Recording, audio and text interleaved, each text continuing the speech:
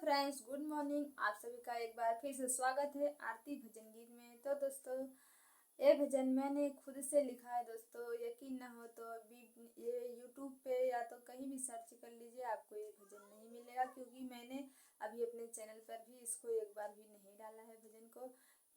दोस्तों, भजन को पूरा सुनिएगा, अच्छा लगे तो लाइक करिएगा। हमारे चैनल पर नए हैं तो चैनल को सब्सक्राइब जरूर करिएगा। दोस्तों, कि भगवानी बड़ी फुर्सत से, कि भगवानी बड़ी फुर्सत से देवी माँ की बनवाले बाड़े। भगवानी बड़ी फुर्सत से देवी माँ की बनवाले बाड़े। सोना की कबात तू कर लू मयरिया, तुहरा आगे फीका लागे चाँद तरैया। कि सोना की कबात तू कर लू मयरिया, तुहरा आगे फीका लागे चाँद तरैया।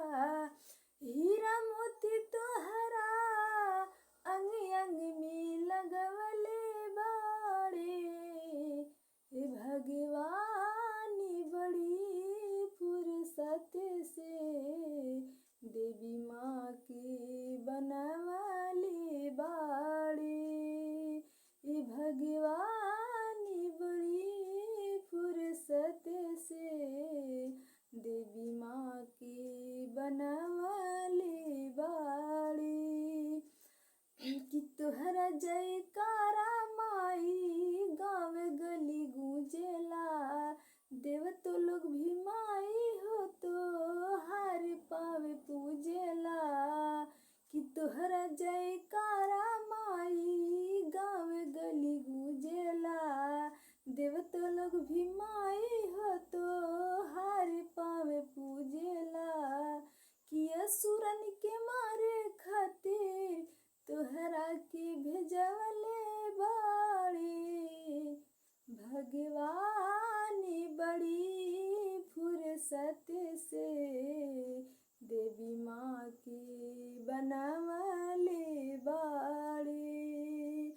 भगवानी बड़ी फुर्सत से देवी माँ की बनवाले बाड़े। हमरो पे दया करा ए मोरी मयरिया, हल्का से छलका दाना सुर के गगरिया।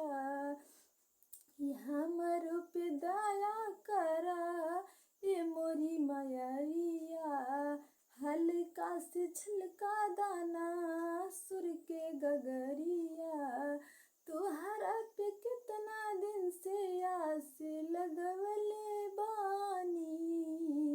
भगवानी बड़ी फुर्सत से देवी माँ के बनवाले बाड़े। तो दोस्तों, भजन कैसा लगा आप लोग कमेंट बॉक्स में ज़रूर बताइएगा। हमारे चैनल पर नए हैं तो चैनल को सब्सक्राइब जरूर करिएगा ऐसे ही प्यारे प्यारे भजनों के लिए।